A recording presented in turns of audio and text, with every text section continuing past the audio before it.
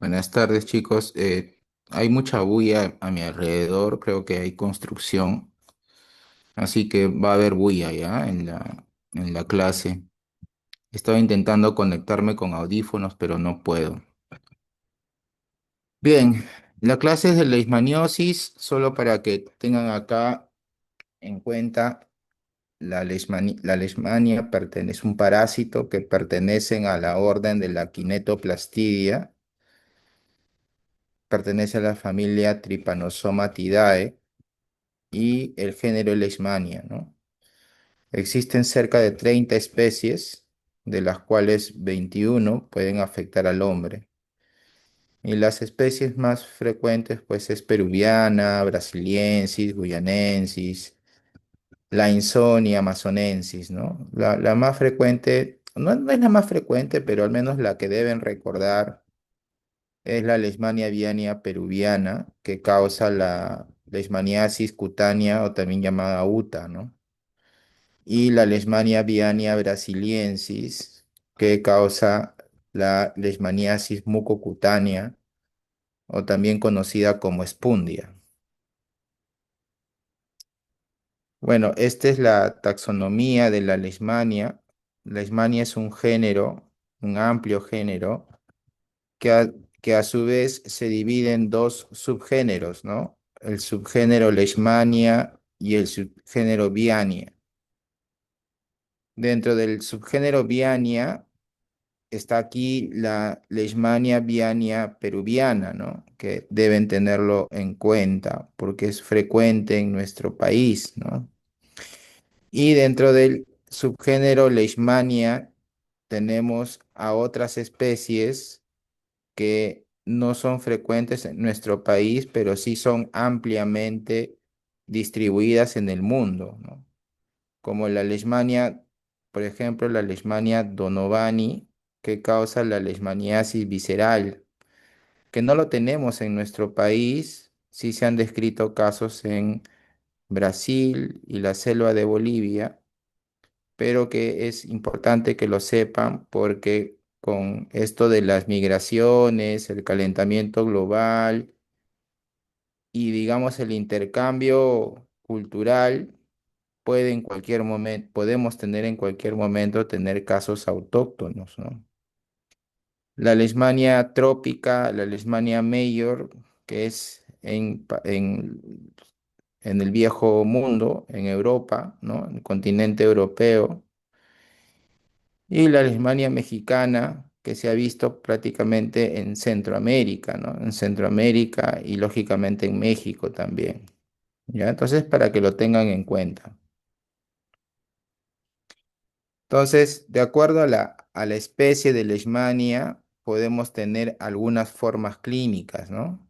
Yo les decía que la Leishmania viania peruviana nos da o está asociado a la forma cutánea de Leishmania conocida como UTA, ¿no? Pero en el mundo, Leishmania major, trópica, aetiópica y mexicana complex tienen como manifestación la leishmaniasis cutánea y las formas mucocutáneas por el complejo Leishmania brasiliensis, ¿no? Y la forma visceral de Leishmania es por el complejo de Leishmania donovani, ¿no? Entonces, estas especies de Leishmania, sobre todo la Leishmania brasiliensis, se ha visto, se describe en Sudamérica, ¿no? Nosotros tenemos esta especie de Leishmania, sobre todo en nuestra selva, ¿no?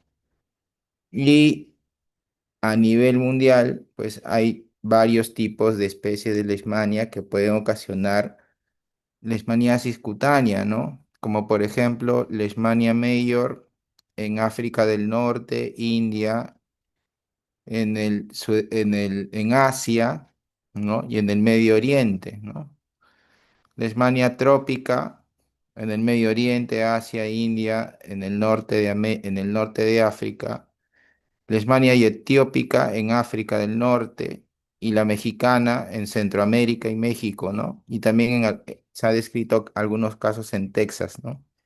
Bueno, Texas antes era México, ¿no? y bueno, luego pasó a ser parte de los Estados Unidos. El vector, entonces es una enfermedad transmitida por vector, ¿no? Y se transmite por un mosquito, ¿no es cierto? Ustedes ya más o menos deben estar, digamos, familiarizados con las enfermedades transmitidas por vectores, ¿no? Habrán escuchado de la Aedes aegypti, habrán escuchado este, del flebotomus, de Luxomia, ¿no? Habrán escuchado de varios vectores. En este caso, el género en nuestra parte, en América, es el género Luxomia, ¿no? Y en Europa se le llama Flebotomus, ¿no? En el Perú hay zonas donde se les llama a este vector manta blanca o titira, ¿no? Y hay varias especies de Luxomia.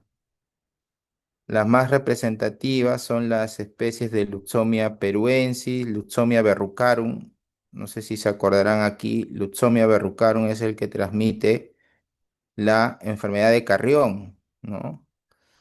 Luxomia tejadai, en honor a un parasitólogo sanmarquino, el doctor Tejada, y Luxomia yacuchensis, ¿no? Son aproximadamente 10 especies de Luxomia. Entonces, para que el mosquito nos infecte a nosotros, antes este mosquito tiene que infectarse, ¿no? ¿Y cómo se infecta? Se infecta ingiriendo macrófagos infectados de un huésped enfermo, ¿no? O sea, él al alimentarse ingiere sangre y dentro de la sangre, lógicamente, hay macrófagos y estos macrófagos están infectados con amastigotes.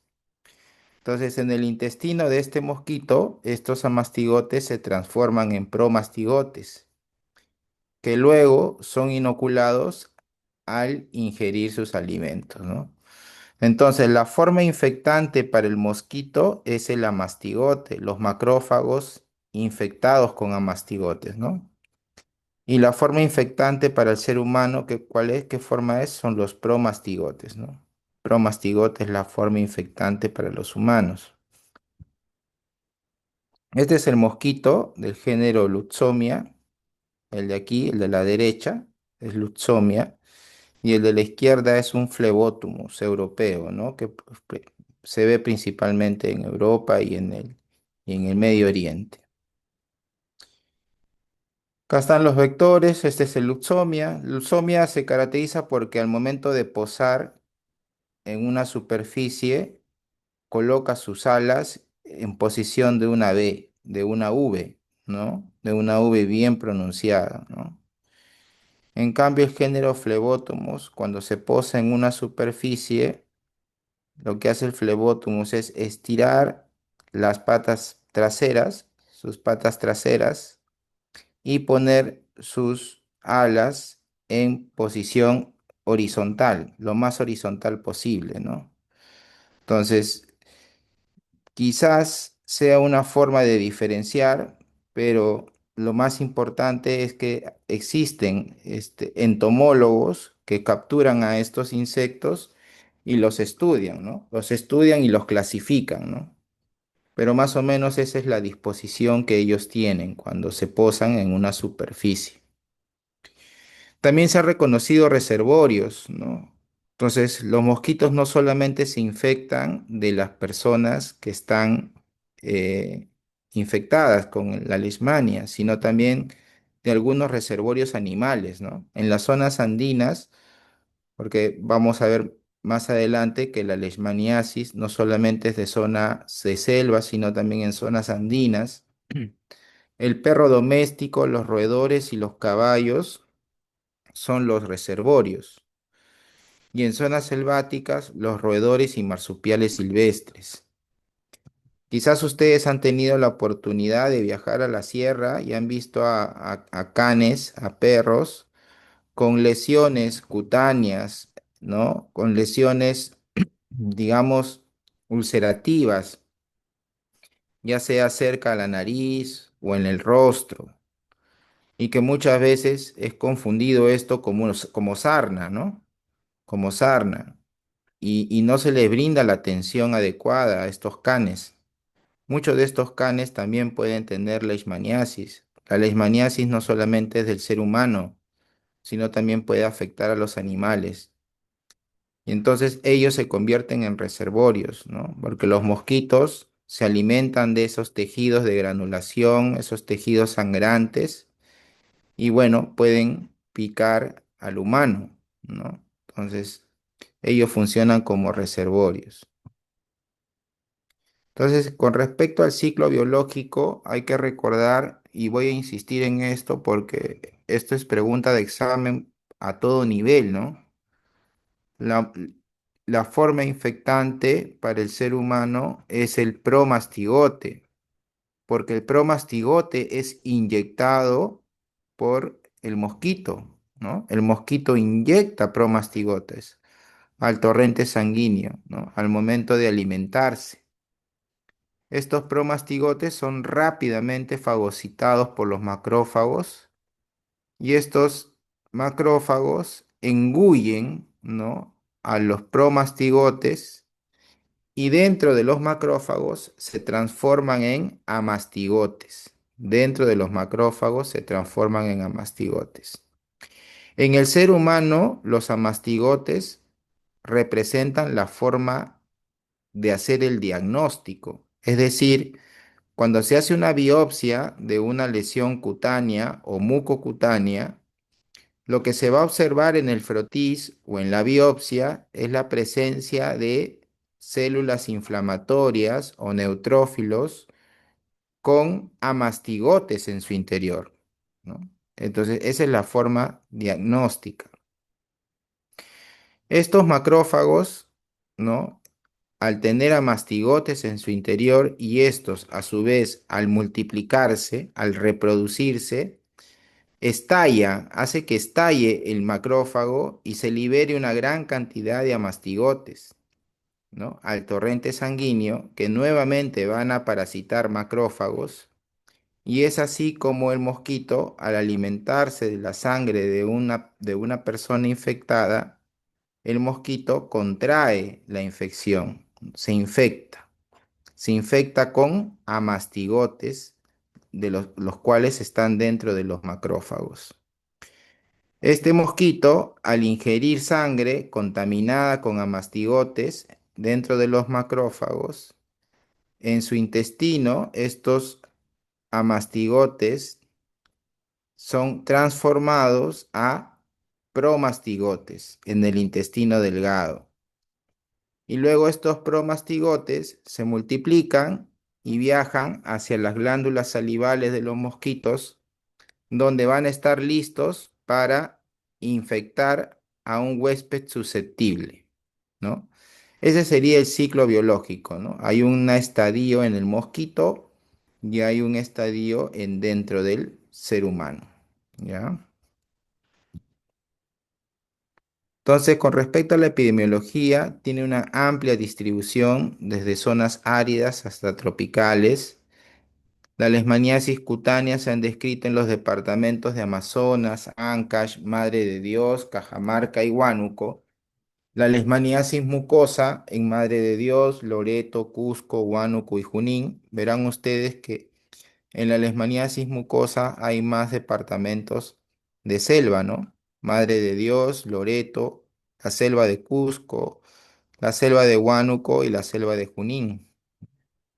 También es importante mencionar que la leishmaniasis en todas sus formas, ya sea cutánea o mucocutánea, es considerada una enfermedad ocupacional, ¿no? Ahora se considera una enfermedad ocupacional porque nosotros, los seres humanos, cada vez estamos invadiendo más territorio que no deberíamos invadir, ya sea por el gas de camisea, ya sea por tala de árboles o ya sea por estudios de biología. Hay biólogos que se van a selva adentro, a zonas inhóspitas, la minería legal e ilegal.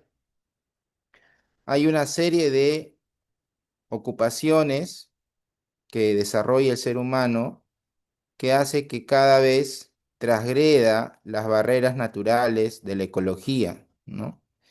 Y entonces es así como un ingeniero, un biólogo, etcétera, viene del trabajo, viene de su trabajo con leishmaniasis, porque ha estado en contacto, ¿no? Con los vectores, ¿no? Entonces se reconoce que esto es una enfermedad ocupacional. Ya se han visto muchos casos de trabajadores que han venido con leishmaniasis luego en sus días libres, ¿no? En sus días que le dan libre en las minas, vienen ya con lesiones compatibles con leishmaniasis, ¿no? Y esto es una enfermedad ocupacional. Miren ustedes cómo se distribuye el vector, ¿no? Perdón, el parásito, la Leishmania avianea brasiliensis, que está en verde. Miren, casi toda la zona de selva, ¿no? Y coincide con las formas mucocutáneas, ¿no? Mucocutáneas.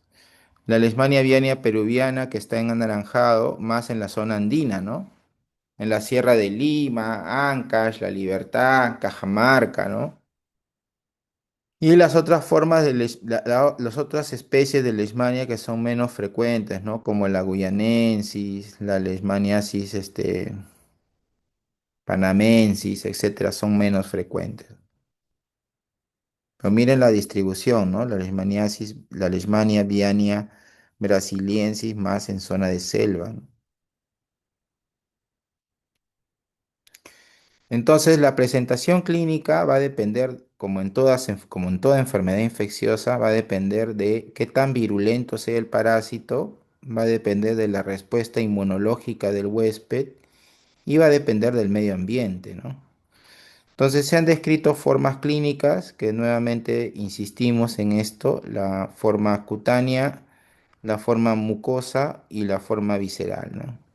En la forma cutánea tenemos a su vez dos tipos de forma cutánea, ¿no? La cutánea localizada, es decir, una úlcera con bordes elevados, base limpia, ¿no? Y granulomatosa, que no responde al tratamiento antibiótico, ¿no? Es una lesión única. Esa es la UTA, ¿no? O leishmaniasis cutánea o UTA. Y están las formas diseminadas, ¿no? Donde hay múltiples úlceras, ¿no? Ocasionadas por la leishmaniasis cutánea, ¿no? Ahora vamos a ver imágenes. La mucosa, que afecta a mucosas, principalmente de la mucosa oral, la mucosa, digamos, nasal, la mucosa principalmente de vías respiratorias altas, y la forma visceral, que afecta órganos internos y que suele ser bastante mortal, ¿no? Felizmente no tenemos casos autóctonos de esa forma clínica. La leishmaniasis cutánea tiene un periodo de incubación de 2 semanas a 2 meses, ¿no? Más o menos. La lesión inicial es una pápula eritematosa que posteriormente se convierte en un nódulo y se pone duro, se indura.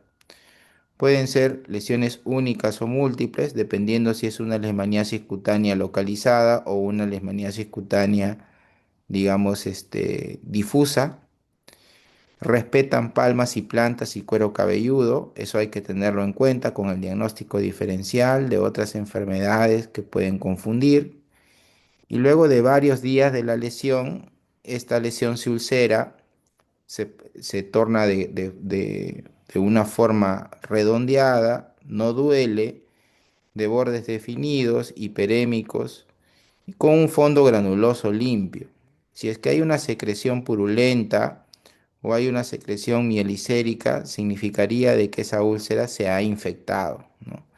Y solo en ese caso tendríamos que iniciar antibióticos. ¿De acuerdo? Entonces vamos a ver las imágenes. Esta es una leishmaniasis cutánea localizada o también llamada UTA. Es una única lesión. Miren ustedes, es una lesión redondeada, de bordes elevados, un fondo granulomatoso, limpio, no doloroso, ¿no? Esto es una leishmaniasis cutánea. En la fotografía de la izquierda vemos una leishmaniasis cutánea que está en franco proceso de cicatrización, ¿no? Pero se ve claramente que se está quedando una secuela, ¿no? Entonces es una cicatriz profunda con, digamos, bordes fibrosados, ¿no? Posiblemente este paciente haya recibido tratamiento de manera tardía, o, o de plano que no recibió tratamiento, ¿no? Porque la intención de tratar una leishmaniasis cutánea es evitar que posteriormente el paciente desarrolle una leishmaniasis mucosa, ¿ya? Entonces, una de las características también de estas lesiones es que no duele, no duele, no debería doler. Acá esa es otra imagen más típica, una imagen granulomatosa con algo de secreción purulenta, bordes eritematosos. Esto pareciera que además está infectado, ¿no? Es una leishmaniasis cutánea localizada, pero además pareciera que tiene signos inflamatorios, infecciosos, ¿no?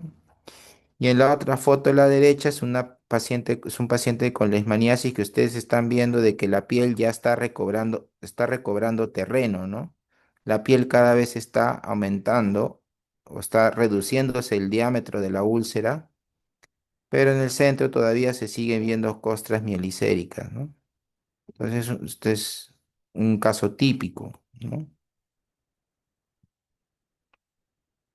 Igual aquí, miren, esta es una leishmaniasis cutánea localizada. Hay una lesión en la cara dorsal de la mano y en el cuarto dedo, ¿no? De la mano también. Acá hay dos lesiones. Sí puede darse, ¿no? Que el vector te pueda picar en dos lados, ¿no? No necesariamente tiene que ser en un solo lado. Te puede picar en varios lados. Y este es un paciente con leishmaniasis cutánea, bueno, que no recibió tratamiento de manera oportuna y que este, posiblemente queden con secuelas, digamos, estéticas en el rostro, ¿no?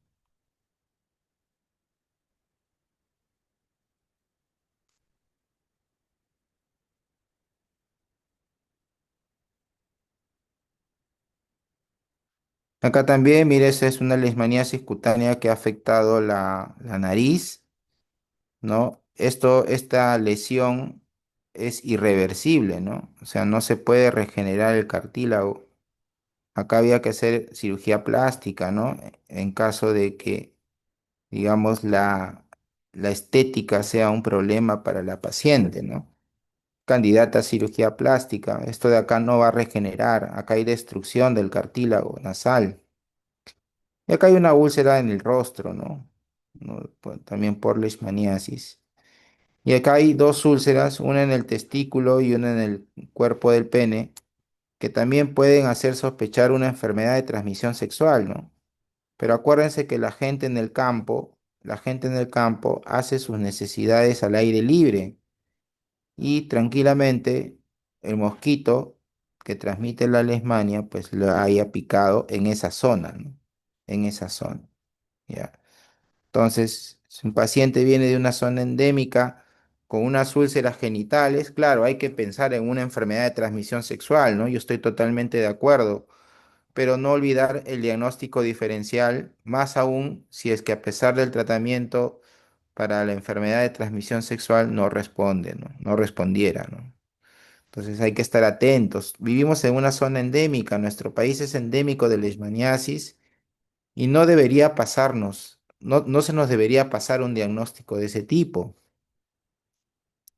También la leishmaniasis, así como afecta el cartílago nasal, puede afectar el cartílago auricular. Y miren ustedes cómo causa mutilación. Esto es irreversible. Esto es irreversible y tampoco se ha demostrado trasplante cartílago. Esto es irreversible. Eh, y bueno, también tendría que entrar acá algo de medicina estética o cirugía plástica para poder mejorar la apariencia de este paciente. Ya hemos visto las formas cutáneas localizadas. Ahora veremos las formas cutáneas difusas, ¿no? La forma cutánea difusa puede incluso simular una enfermedad que se llama lepra, ¿no? Y a esta forma de leishmaniasis cutáneo difusa se le llama hansenoide. Hansenoide por la enfermedad de Hansen, que es la lepra, ¿no? Se ven nódulos aislados o agrupados, máculas, pápulas, placas infiltradas o lesiones verrucosas, ¿no? Estas, a diferencia de la leishmaniasis cutánea localizada, que sí podía curarse espontáneamente, la leishmaniasis cutánea difusa no se puede curar espontáneamente y la gran mayoría de ellas tiene tendencia a la recaída luego del tratamiento. Miren ustedes acá cómo esta oreja se ha infiltrado, ¿no? Miren ustedes, está inflamado el cartílago articular, está muy inflamado. Si acá no se hace nada, el siguiente paso es que la leishmania va a comenzar a generar llagas, heridas y mutilación de la oreja, ¿no? Como hemos visto en las fotos anteriores. Miren acá la foto de una niña que está profundamente afectada por la leishmaniasis visceral, ¿no? Perdón, con la leishmaniasis cutáneo difusa. Miren ustedes cómo están acá lesiones múltiples en los brazos, ¿no? Y en el rostro. También ha comprometido el oído, ¿no? La oreja, ¿no? Miren cómo está bien comprometido.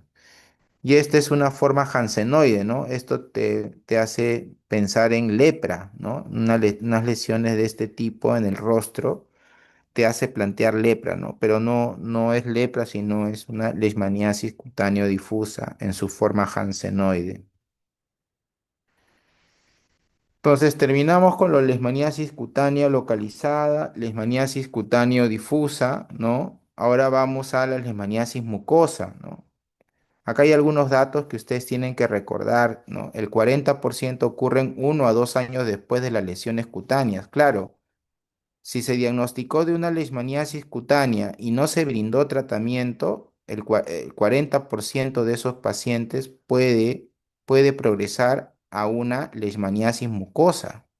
Por eso es importante el tratamiento de las formas cutáneas, a pesar de que se pueden resolver espontáneamente, pero siempre se recomienda el tratamiento, ¿no? El tratamiento disminuye las secuelas cutáneas y también disminuye el riesgo de leishmaniasis mucosa posterior, ¿no?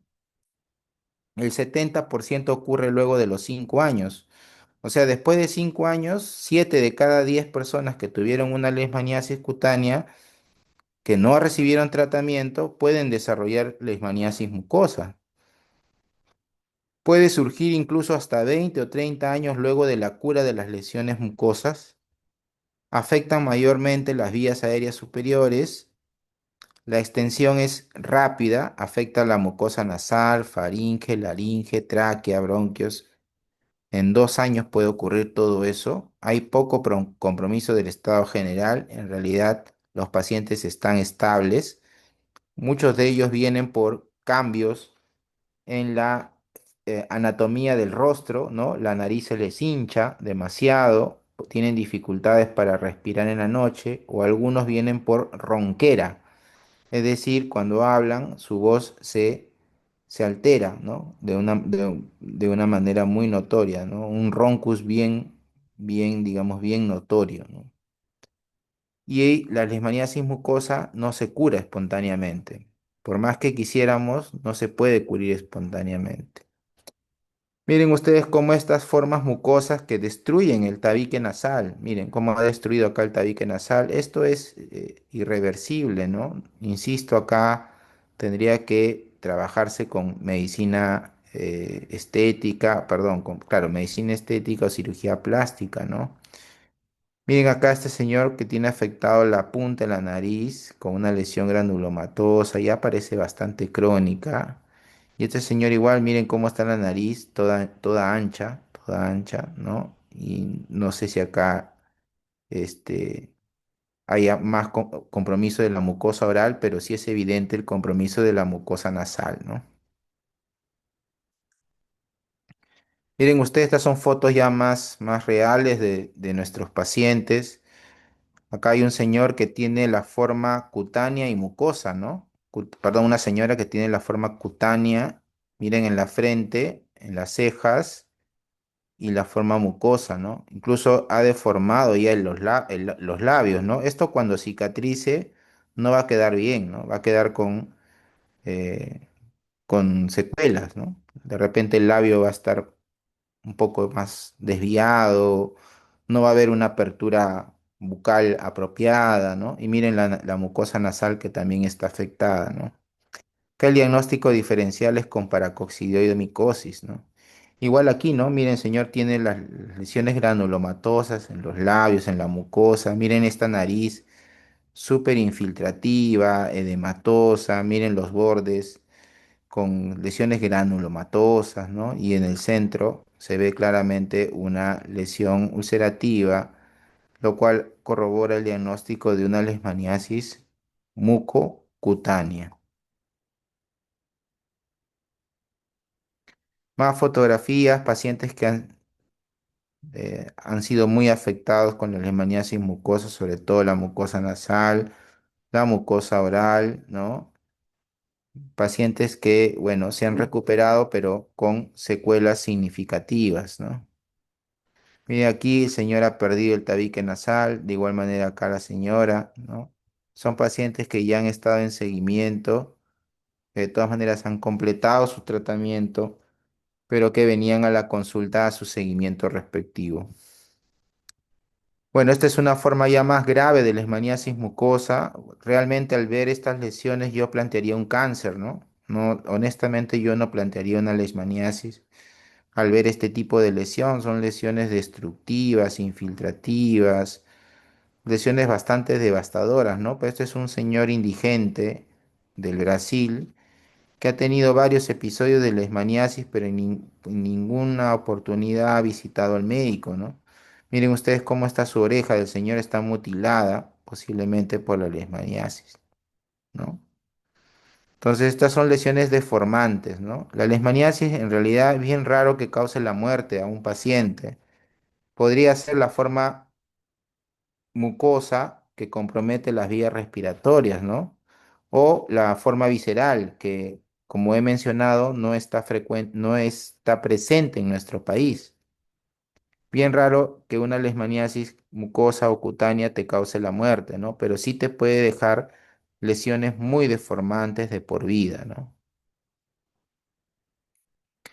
Algo corto de leishmaniasis visceral, bueno, que no lo tenemos, pero es importante que ustedes lo tengan en cuenta, es que el periodo de incubación de esta leishmaniasis ya es más amplio, a diferencia de la leishmaniasis cutánea, ¿no? Que eran de 2 semanas a 2 meses, ¿no? Acá en la leishmaniasis visceral el periodo de incubación es más largo. La evolución es un poco más crónica, lógico, si tiene un periodo de incubación más largo, la evolución será más crónica, pero son, digamos, manifestaciones más sistémicas, ¿no? Porque puede haber fiebre, que puede ser una fiebre intensa o elevada y luego intermitente y persistente. Puede haber marcada de esplenomegalia. La esplenomegalia puede llegar hasta la fosa ilíaca derecha. Hay hepatomegalia, linfadenopatías. Se ve piel hiperpigmentada porque puede haber insuficiencia suprarrenal sobreagregada al cuadro clínico. Puede haber pancitopenia por infiltración de la médula ósea de estos parásitos, desnutrición calórico-proteica y muerte. Solo aquí para que ustedes vean cómo este niño, miren el tamaño del hígado que está pintado de azul y miren el tamaño del vaso que está pintado en rojo, ¿no? El niño tiene una gran hepatoesplenomegalia, tiene signos de desnutrición crónica, ¿no?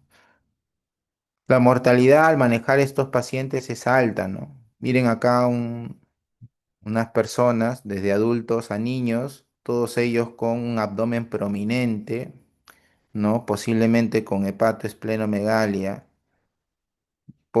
en la gran mayoría por desnutrición crónica y en algunos por leishmaniasis visceral, ¿no? El diagnóstico, lo que hay que hacer es biopsiar o hacer primero un frotis de la úlcera, ¿no? De la lesión cutánea o mucosa, ¿no? El problema con el frotis es que tiene una sensibilidad del 70%, ¿no? Es decir, de cada 10 pacientes con leishmaniasis, solo voy a poder detectar a 7, ¿no? Y también se puede hacer un cultivo, lo cual tardaría mucho, pero se puede hacer un cultivo en el medio Novi Magnial Nicol, en el famoso medio NNN, lo cual debe observarse por 4 semanas. Hay pruebas serológicas también, como la prueba de inmunofluorescencia indirecta, ELISA para leishmania y la intradermoreacción de Montenegro, ¿no? Que también puede ayudar. Con respecto al tratamiento, lo que acá ustedes deben recordar es una palabra, el estíbulo-gluconato de sodio o glucantime, ¿no? o glucantime. La dosis es de 20 miligramos por kilo de peso, ¿sí? Si es una leishmaniasis cutánea, el tratamiento 20 días, que se recomienda es 20 días. Si es una leishmaniasis mucocutánea, el tratamiento es un poquito más largo, ¿no? 28 días. Pero eso son tiempos referenciales, ¿no? Es una referencia. La evolución clínica es lo que va, digamos, a primar para definir los días de tratamiento antiparasitario con estiguluconato de sodio. Tenemos como alternativa también la anfotericina B liposomal, ¿no? Y también tenemos otras alternativas como la pentamidina, como la miltefosina, las terapias localizadas con láser, con calor, ¿no? Son algunas de las intervenciones terapéuticas que se pueden usar en leishmaniasis. El problema con el estíbulo-gluconato de sodio es que es tóxico, ¿no? Altamente tóxico. Hay que tener mucho cuidado en pacientes adultos mayores. Si es un adulto mayor, hay que solicitarle pruebas bioquímicas y al menos una evaluación por cardiología, ¿no? Con electrocardiograma, porque pueden tener efectos adversos muy serios. Últimamente se han visto efectos adversos como pancreatitis, por ejemplo, que felizmente es reversible, pero se ha visto con este tipo de tratamientos, ¿no? Gracias, chicos. No sé si hay alguna pregunta o comentario de la clase.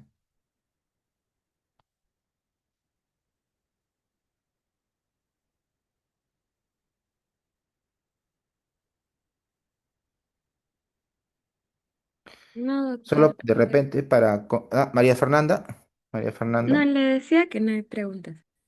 Ya, solo de repente para complementar, chicos, cuando ustedes tengan una lesión cutánea infiltrativa, ulcerativa, que, que digamos más o menos se asemeje a las fotografías que yo les he traído, y a pesar de tratamiento antibiótico no hay mejoría, pues no sigan con el tratamiento antibiótico, ¿no? Si ya ven que con el antibiótico no mejora, lo que deberían hacer ustedes es plantear la posibilidad de que esto sea una leishmaniasis, ¿no? Y si tienen la oportunidad de hacer diagnóstico en su centro de salud o en la posta donde ustedes van a hacer el serum, pues soliciten al laboratorista para que les haga un frotis. Si ustedes van a una zona endémica de leishmaniasis, créame que el laboratorista o el técnico del laboratorio va a tener experiencia viendo a mastigotes. Entonces, soliciten que le hagan un frotis, o de lo contrario, si no cuentan con ese personal capacitado, lo ideal sería que ustedes lo refieran al dermatólogo o al infectólogo para que haga el diagnóstico, ¿no? Para que hagan el diagnóstico. El dermatólogo más que nada por la biopsia, ¿no? Biopsia cutánea.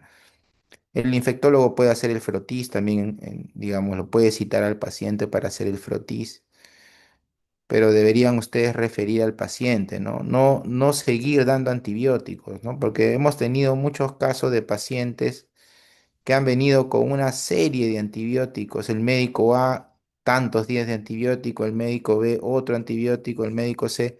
O sea, todo lo ven antibióticos, ¿no? Entonces, la idea es que ustedes, digamos, amplíen el diagnóstico diferencial, ¿no? Que puedan tener frente a alguna lesión. Con respecto a las preguntas, creo que han aparecido dos preguntas. Dice, ¿el tratamiento es el mismo para mujeres embarazadas y niños? La verdad que en una leishmaniasis cutánea en una embarazada por la toxicidad del medicamento, se recomienda que el medicamento sea administrado después del embarazo, ¿no? Porque como yo les decía que la leishmaniasis no es mortal, o sea, no es que si no lo trato me voy a morir, no. O sea, de todas maneras lo tienes que tratar, pero acá tienes que priorizar, ¿no? No se va a exponer a la gestante a un tratamiento tóxico, altamente tóxico. Entonces lo que se hace es que termine el embarazo y ya después se aborda este problema. Ahora también si es una lesión muy pequeña, muy localizada, también se puede hacer fototerapia, ¿no? Fototerapia, o se puede administrar el tratamiento este, digamos, tópico o se puede inyectar estíbulo-gluconato sódico de sodio perilesional, ¿no? Pero como les digo, no es una urgencia. Y en niños sí el tiempo es el mismo. En niños el tiempo es el mismo y la dosis es por kilo de peso, ¿sí? La dosis es por kilo de peso. Tengan mucho cuidado ahí con las dosis. La UTA no duele, ¿no? O sea, es cierto. Yo puse hoy una fotografía típica. Una de las características de la leishmaniasis cutánea es que cuando ustedes lo tocan, no le duele al paciente, a pesar de que ustedes están viendo tejido expuesto. No hay dolor. Si duele mucho, bueno, planteen otras posibilidades o puede que esta úlcera de Leishmania se ha infectado y por eso duele, ¿no? Entonces no debería de doler, ¿no? La leishmaniasis cutáneo difusa tampoco duele. Ninguna forma de leishmania duele. Ni la mucosa no duele. La mucosa lo que hace es incomodidad. Si está en la mucosa nasal, vas a tener problemas para respirar. Vas a tener rinolalia, ¿no? Va a haber secreción nasal continua, ¿no? Como si tuvieras una rinitis alérgica, ¿no? Si está en las vías respiratorias superiores, en la laringe, vas a tener disfonía, ya sea leve, moderada o severa, ¿no? Va a haber tos, va a haber dificultad para la deglución, ¿no? Entonces, eso es lo que ocurre, más que el dolor.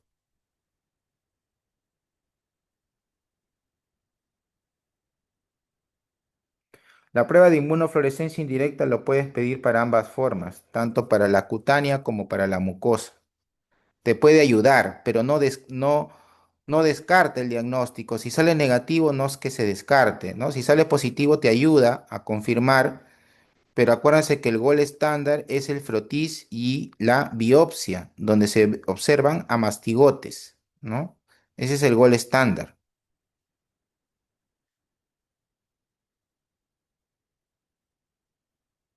Muy bien, chicos, si no hay ninguna otra pregunta, yo creo que concluimos con la clase y bueno, gracias por su participación.